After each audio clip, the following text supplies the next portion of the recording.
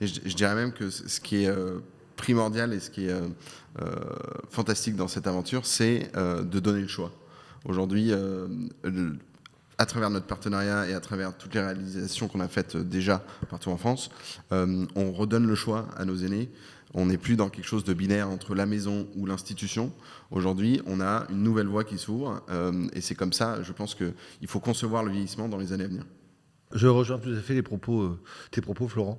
Il n'y a pas d'habitat unique. Certains veulent habiter à la campagne, d'autres en ville, certains en appartement, d'autres en maison. Il en est de même pour les personnes âgées. Certaines veulent continuer à habiter chez elles, dans leur maison. D'autres, parce que les nécessités de santé les obligent, vont aller en EHPAD. Et l'habitat partagé permet un mixte, permet d'être à la fois chez soi, mais ensemble. Donc c'est un chez-soi ensemble en fait qu'on fait avec cet habitat partagé.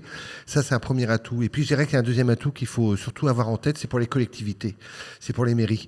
C'est de pouvoir offrir à leur public, à leur population, la possibilité à leurs aînés de rester sur place, la possibilité pour les aînés et leurs familles de continuer à se voir parce qu'elles vont être dans le même berceau géographique. Et ça je pense que c'est vraiment essentiel au moment où on parle aussi des éloignements qu'il peut y avoir familiaux à cause du travail, tout ça. Ça permet d'être ensemble dans sa ville. Et pour moi, c'est de fortes valeurs humaines. Pourquoi ça me parle aussi à titre personnel? Parce que j'étais confronté à ça. Ma mère a eu une fin de vie en vieillesse avec des différentes structures qui l'ont accueillie.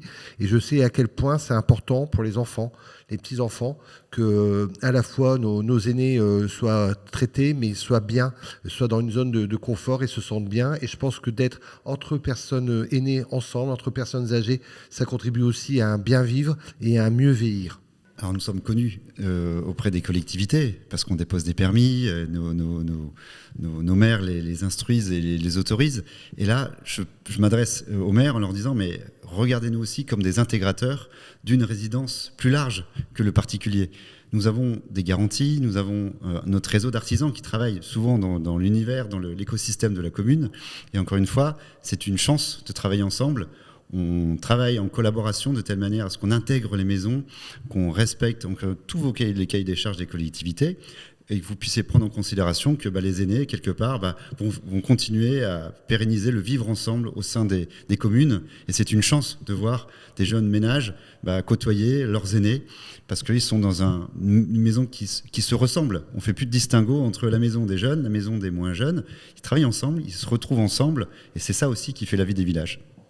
Je rebondis sur ce que tu dis. Je suis complètement en accord avec cette idée que les maisons de l'extérieur sont des maisons et qu'il n'y a pas de différenciation entre de jeunes actifs, de jeunes familles ou nos aînés qui sont au sein d'un habitat partagé, cette famille. C'est hyper important pour nous de toujours inclure les municipalités, les élus locaux, parce qu'une maison qui fonctionne, une maison qui est réussie, c'est une maison qui est ancrée localement. Et le premier maillon, c'est évidemment nos élus locaux. L'avantage de ces maisons, c'est de trouver des solutions localement, sur les communes, pour les aînés de la commune et petite couronne, comme on pourrait dire. Mais en plus de ça, ça a un fort impact social, parce que ça va créer évidemment des emplois directs au sein de la maison, comme on l'a dit tout à l'heure, mais indirects auprès de tous les partenaires qui vont intervenir, que ce soit paramédicaux locaux, que ça soit le maraîcher qui va livrer la maison pour l'ensemble des repas. Tout cet écosystème qui se met en place a vraiment une répercussion, qu'elle soit sociale, qu'elle soit économique, et qu'elle soit même, je dirais, de principe et d'idées pour une commune. Donc c'est toujours important, nous, de travailler avec les municipalités.